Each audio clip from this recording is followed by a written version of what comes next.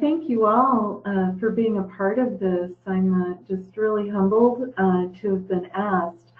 I am the Pathway of Hope Regional Coordinator, and I support Iowa and South Dakota in our Western Service Division. Just a little bit about myself. I'm actually on faculty at the university in counseling psychology.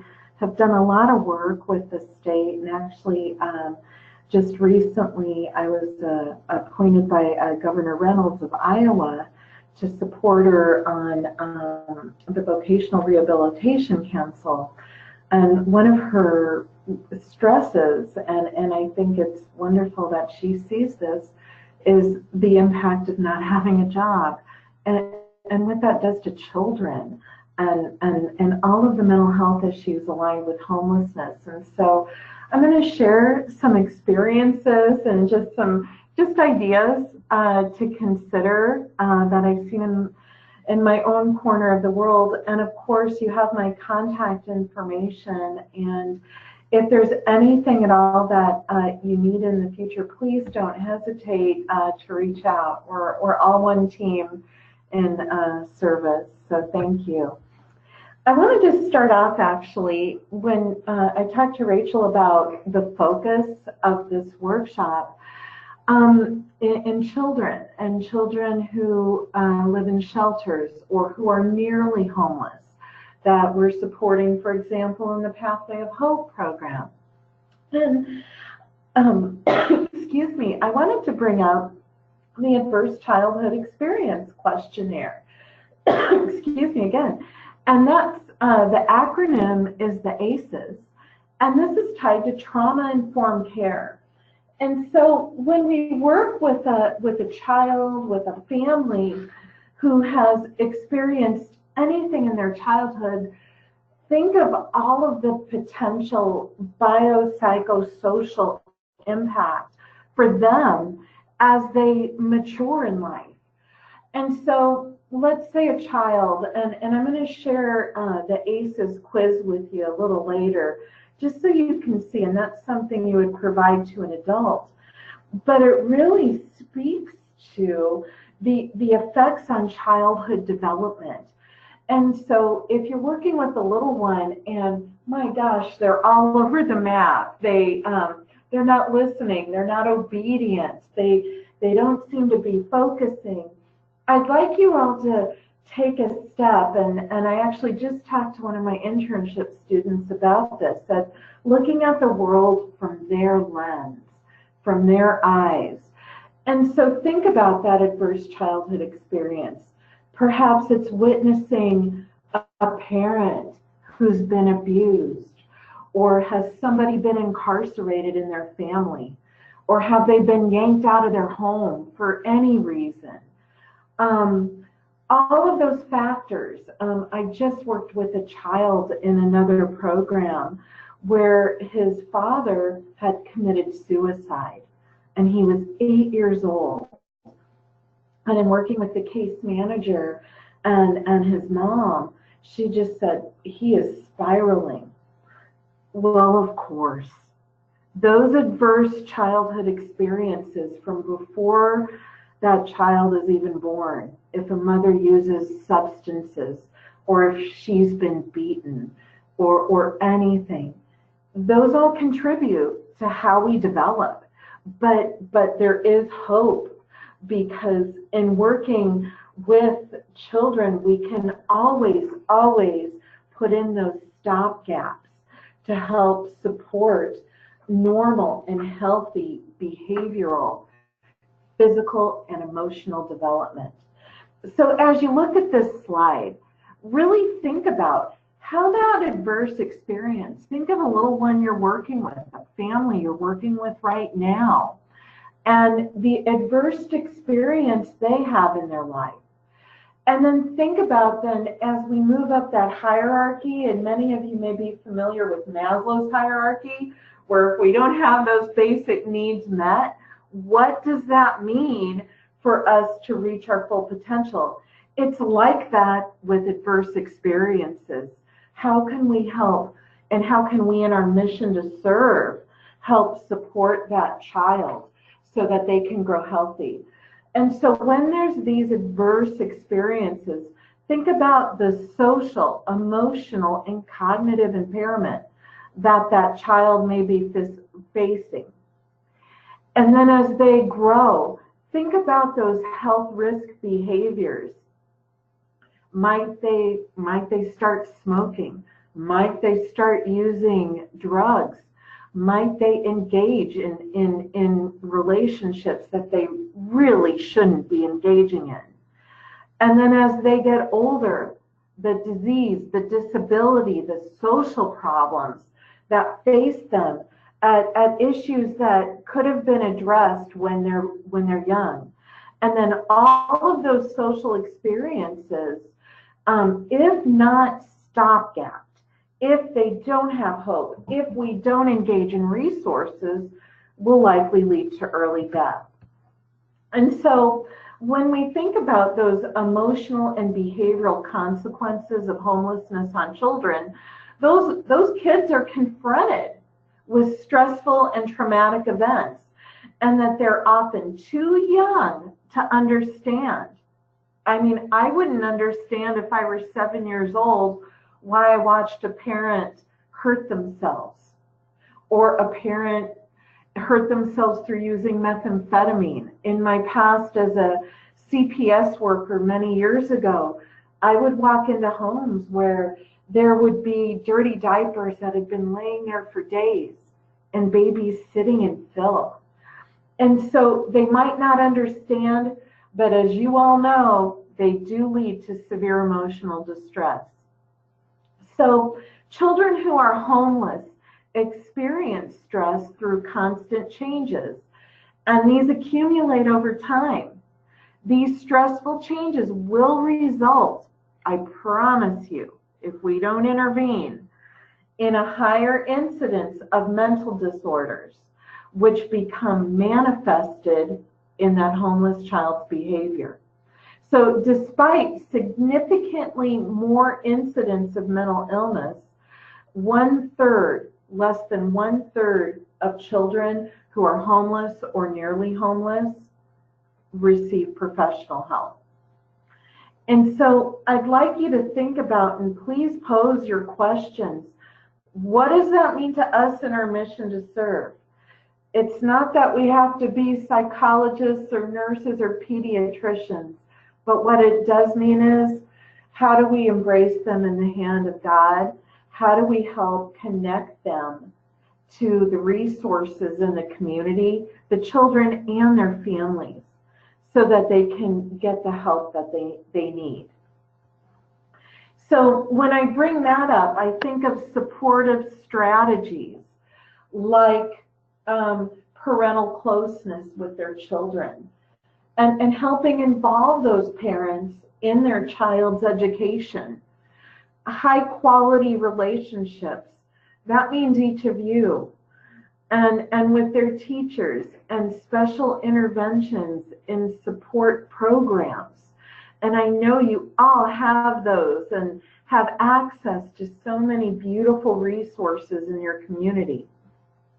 And then one-to-one relationships between tutors and children, and relationships with you, competent and caring adults. And Rachel, at this point, I'd just like to just check in if there have been any questions or comments so far. Not so far. Okay, bring them in if you have them. So as we move forward, I wanted you to think about a few things, and I thought this was an interesting slide just in brain development.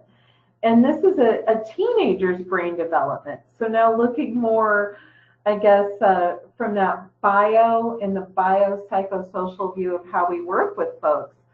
Look at that 5-year-old's brain, and then as they mature into a 20-year-old, look at the opportunity for growth. But then also think about, what is the impact of trauma and homelessness and poverty, the culture of poverty, if a child doesn't have the right nutrition, what are those implications for their brain development? If a child has been hit or abused in any way, what is that impact on their brain development? And so just something to consider from our holistic approach at how we serve.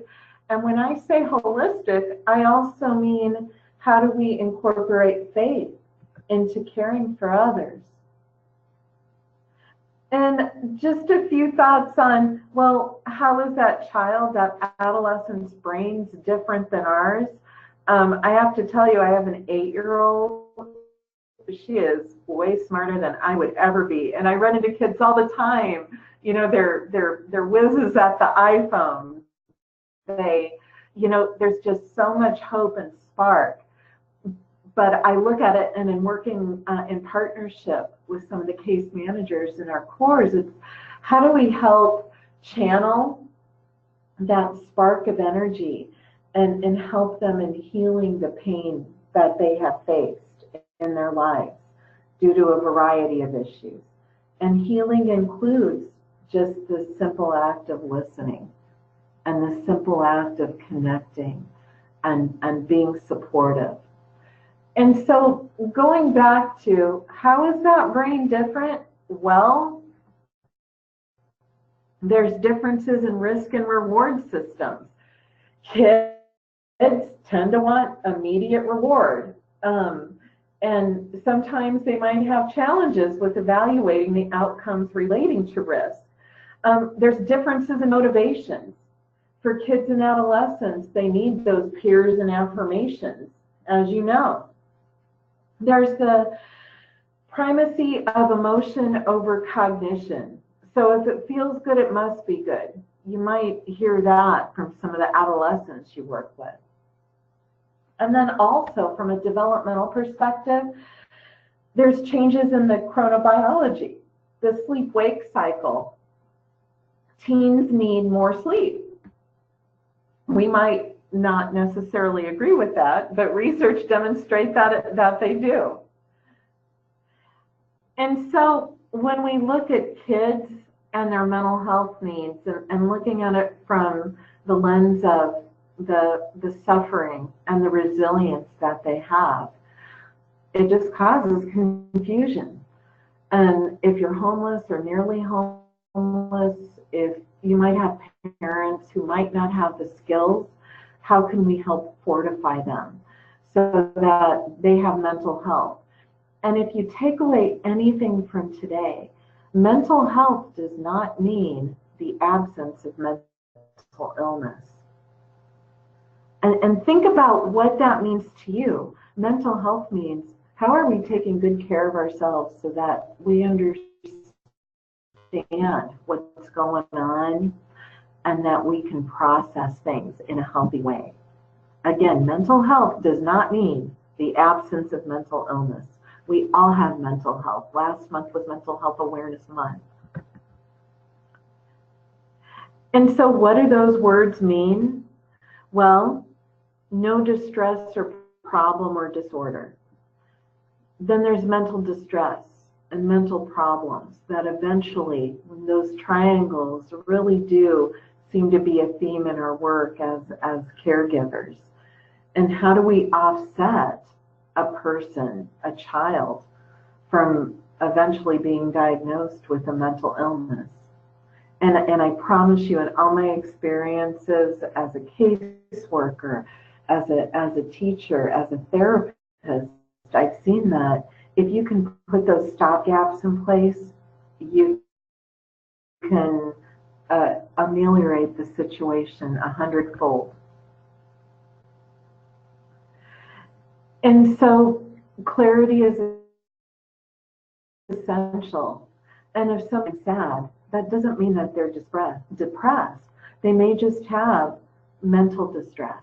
And think about actions you can take as case managers, as caregivers, as leaders, as partners in mission, on how we can help make those connections to avert those formal diagnoses. And in thinking about pathway to mental health as care for youth and their families. And as you all know, you can't just treat the child.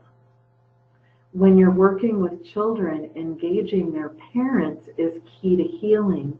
Years ago, I worked as Boys Town, helping oversee some of the behavioral health programs.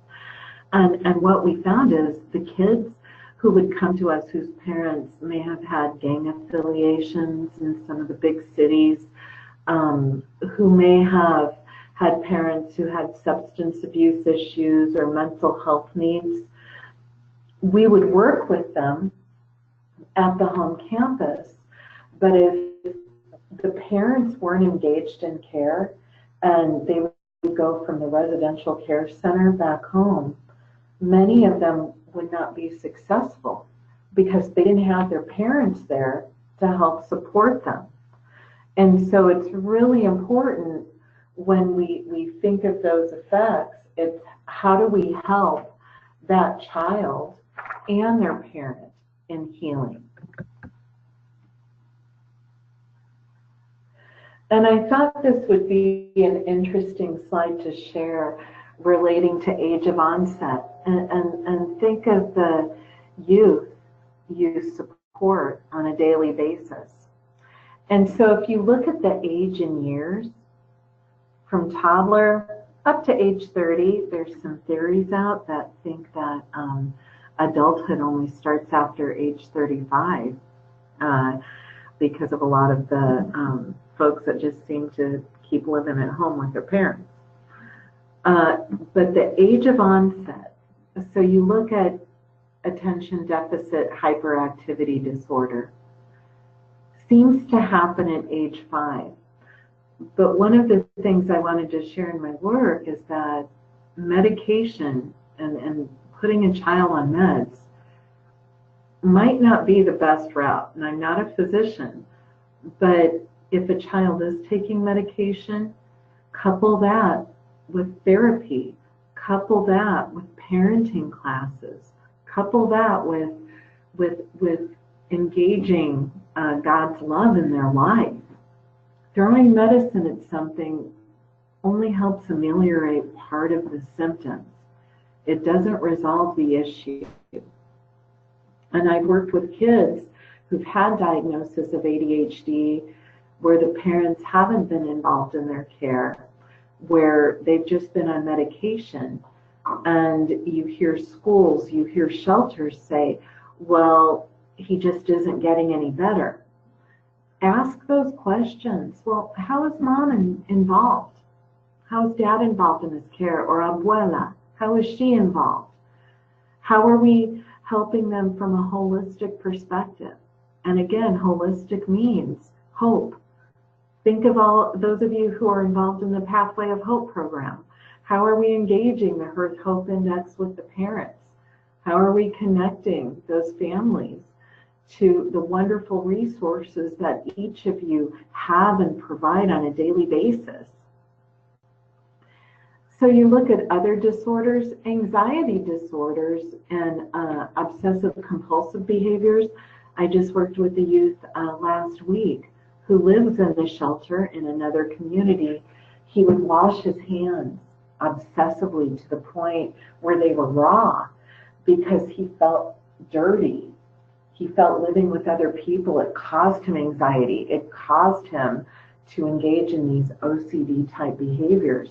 And so it was working with the shelter staff, getting, of course, HIPAA releases of information so that we could communicate with what can we do. First step was immediately helping secure safe and stable housing for him and his family. And then concurrently working with behavioral health providers, working with his school as a systems approach to get a really good plan together. You look at the onset of substance abuse, generally 12 years old. So if a child sees mom or dad use, likely they're going to use too.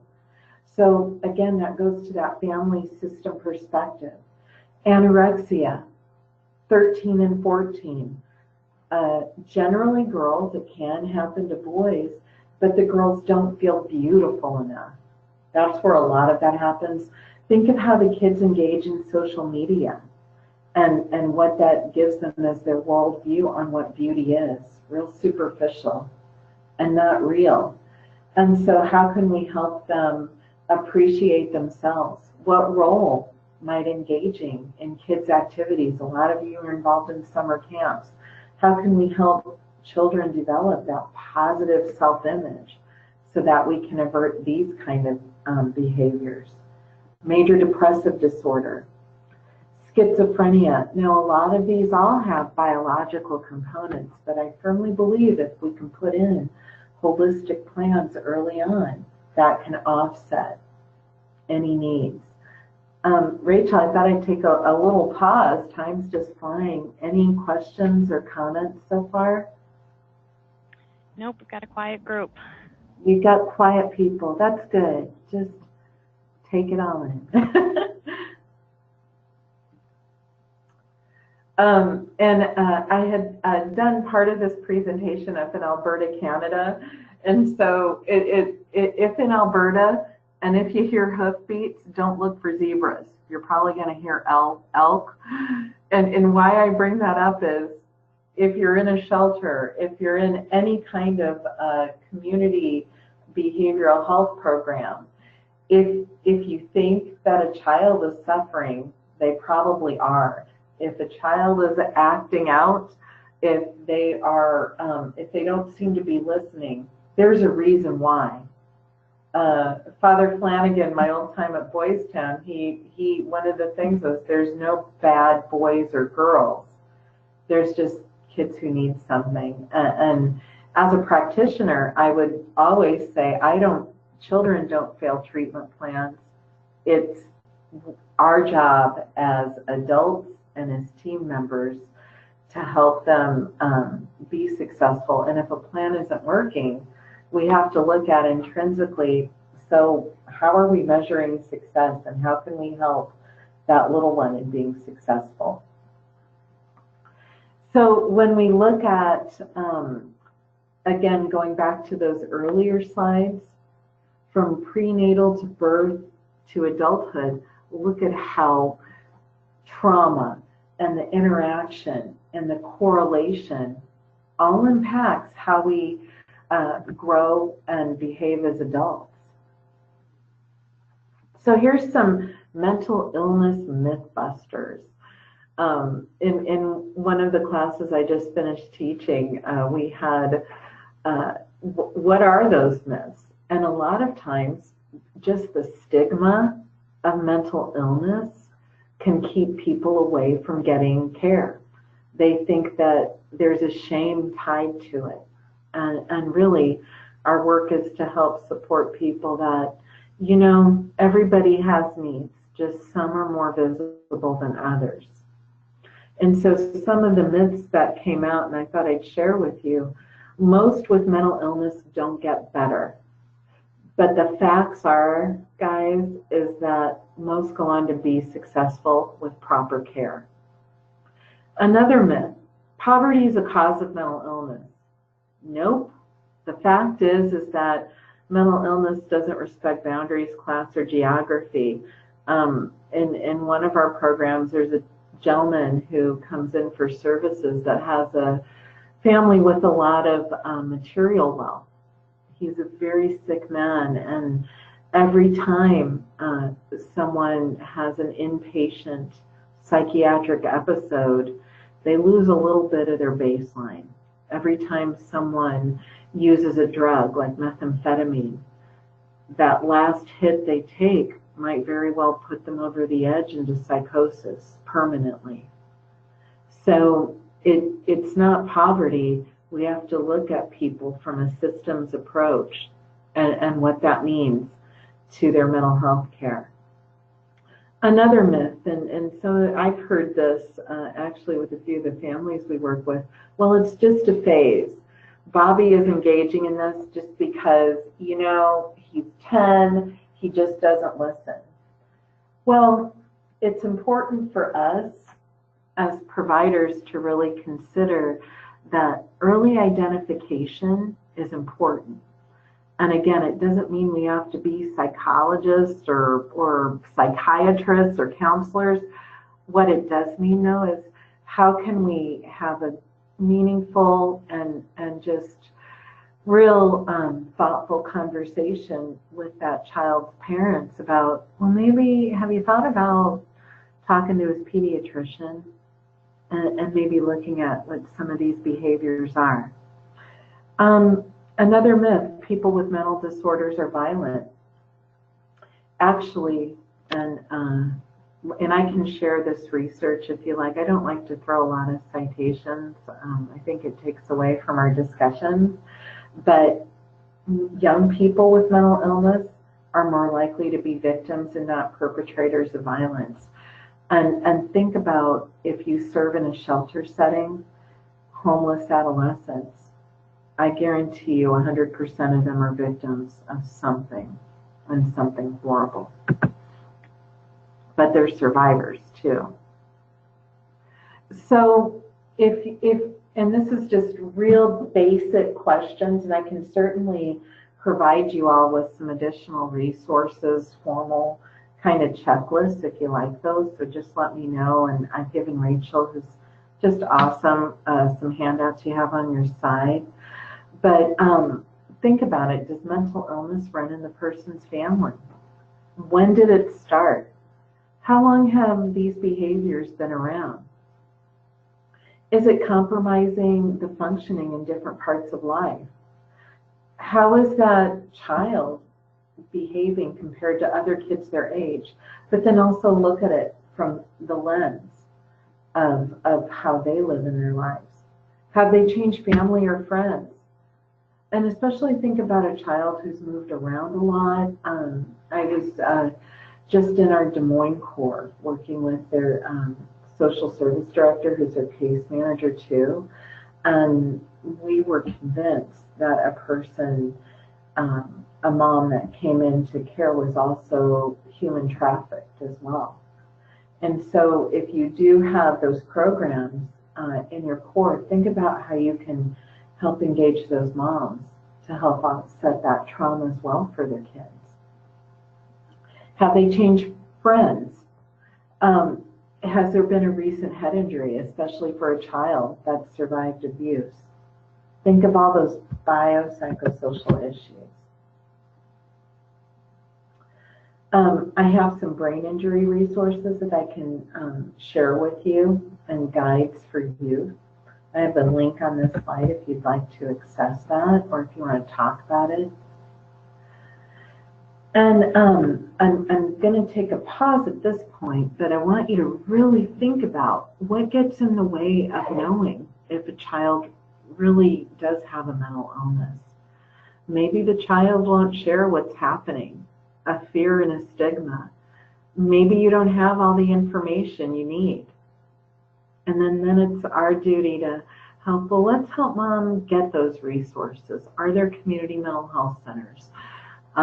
Do they have access to Medicaid in their state that they can apply for and get the help they need? If drugs are involved, it's going to be difficult to tell, but then it tells us, well, they need some drug treatment as well, and how can we help them with maintaining sobriety and understanding? And I promise you, my sister is a pediatric neurosurgeon over at the Med Center here. And I had dinner with her last night, and we were just saying that, goodness, we think that, especially with kids who use methamphetamine as an example, or cannabis that's laced, she does, and she's a surgeon, she doesn't even think we know what the long-term impact is going to be to their healthy physical growth and actually the psychosis. And she shared with me that she's worked with children who are permanently disabled because of the substances that they've taken. And so again, being cognizant of that is so important. And then if you don't know what to look for, you may miss a sign, so ask. I'm around. You can always email me or text me, and I'll get back to you. And then when we think about mental disorders are associated with disturbances in 6 primary domains of brain functioning. And those brain functioning domains are thinking, perception, emotion, signaling, physical, and behavior. And I use some simple things like this for kids, if they, especially little kids, if they seem to just have a hard time articulating themselves. You may have seen this in a doctor's office or pediatrician's office. Hey, can you point to me? What are you feeling inside today?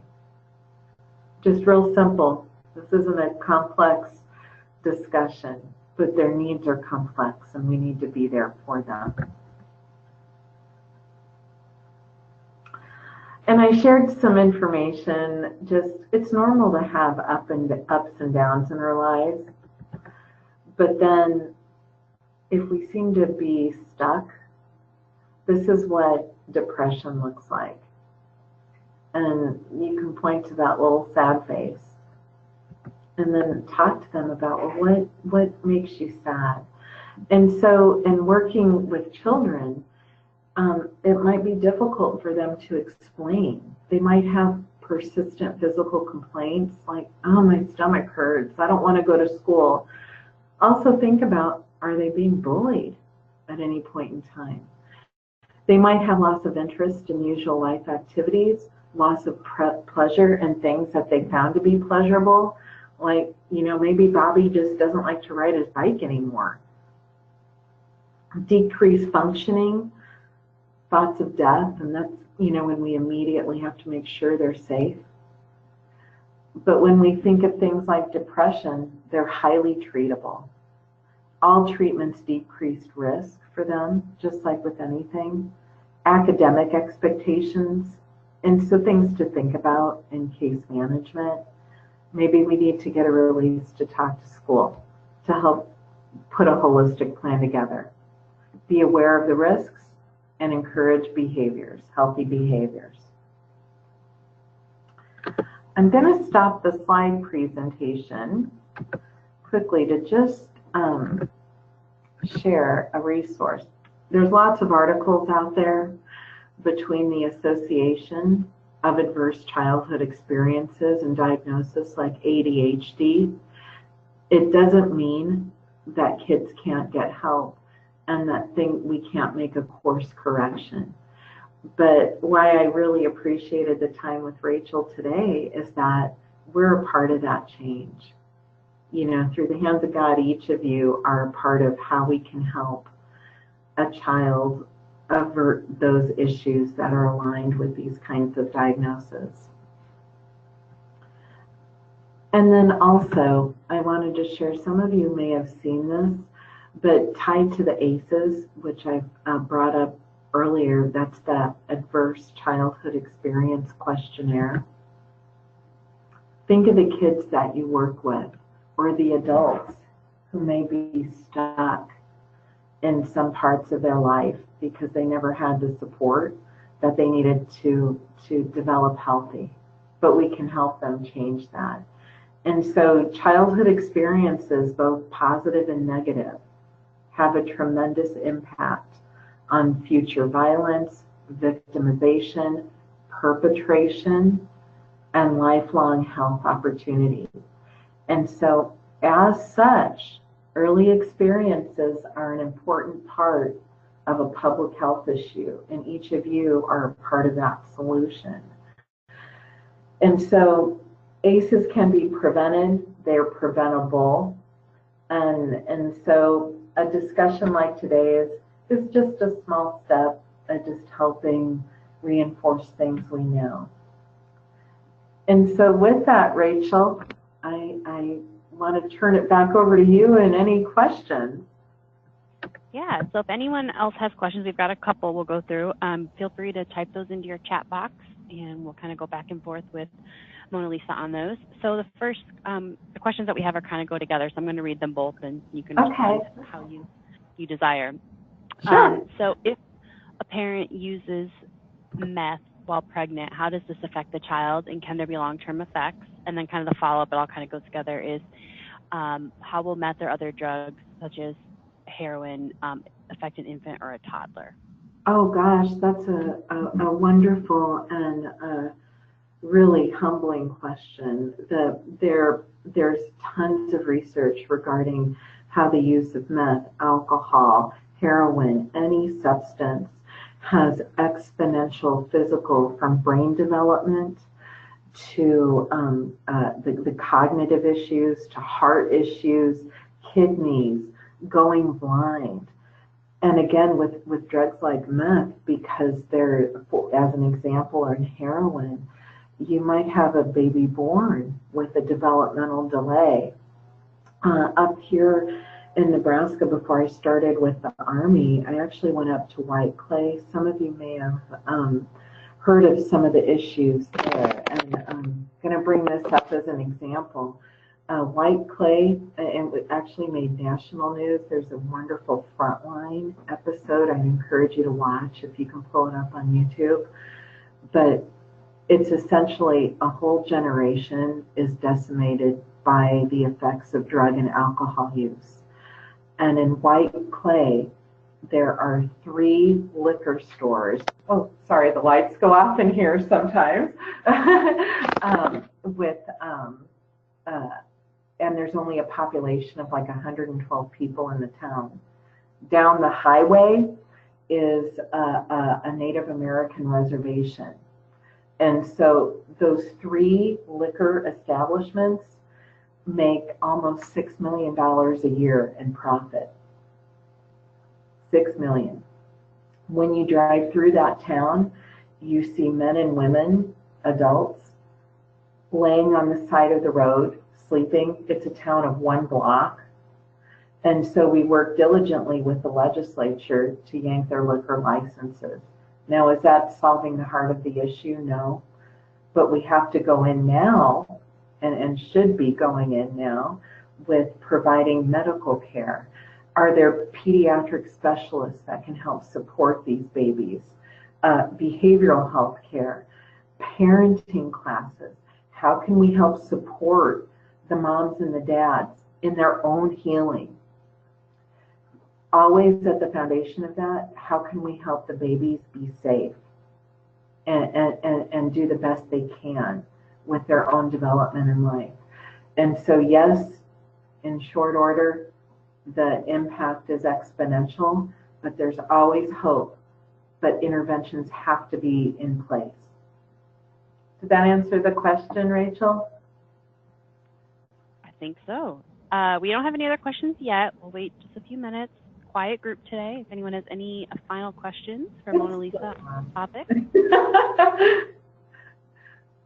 And again, I'm just honored that you all would have me. And if there's anything you need, I can certainly provide you with additional research, resources that I have. I'd be more than happy to be a part of supporting you and gathering that information.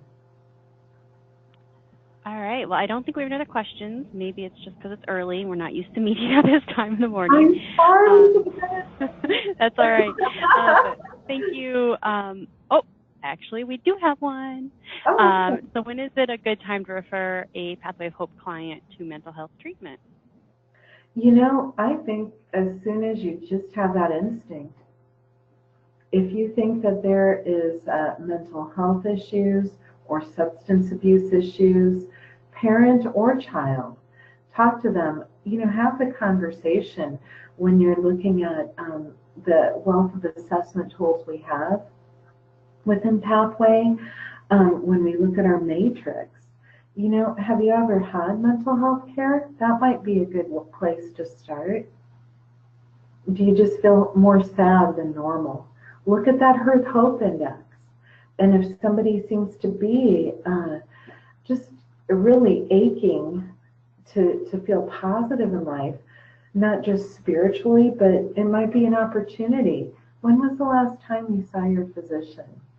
And getting that release in place to have that conversation. You know, we have a community mental health center just down the road, and they partner with us. Would you like me to help you with information on how to get access to them? And so I think as soon as you sense something, start having the conversation.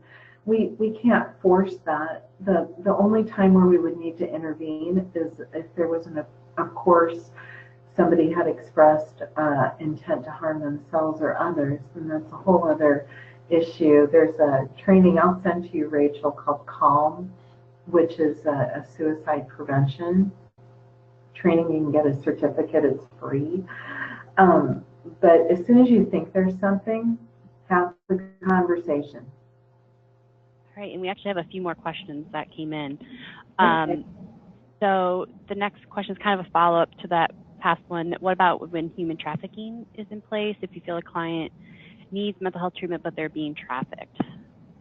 Always safety is first. If you have a case manager tied to human trafficking, make that connection. Of course, be mindful of HIPAA and releases that need to happen, and talk to that person. I'm worried about you, and this is what I think is happening.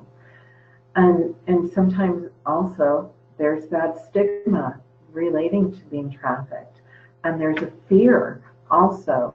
Maybe that, and a lady I just worked with that I had shared in Des Moines was afraid that the person trafficking her was going to take her 3-year-old son. And that's where you help them make that connection with community resources and the law to protect them and their children. All right, next question is, this person has experienced families or individuals they're working with having resistance to seeking mental health services due to stigma. What's something we can do as a practitioner, as a Salvation Army, to help reduce that stigma? Oh, I think that's a wonderful question. I think it's just ongoing education and really helping them gently with understanding that there's nothing wrong if you do have a mental illness. Think of it like this. Mental illness or having a diagnosis is like having a diagnosis of diabetes. You might need some medicine to help treat the diabetes, but you also need to have a healthy lifestyle and engage in good nutrition. Mental health is like that too. And if you have a diagnosis of schizophrenia, for example, you need medicine to help you along the way, and good nutrition and good people around you. A consumer self-care group like NAMI, if you've ever heard of NAMI, that's the National Alliance of Mental Illness. It's an advocacy group like AA is, but it's for people who live with mental illness who want to educate and want to have peer support too.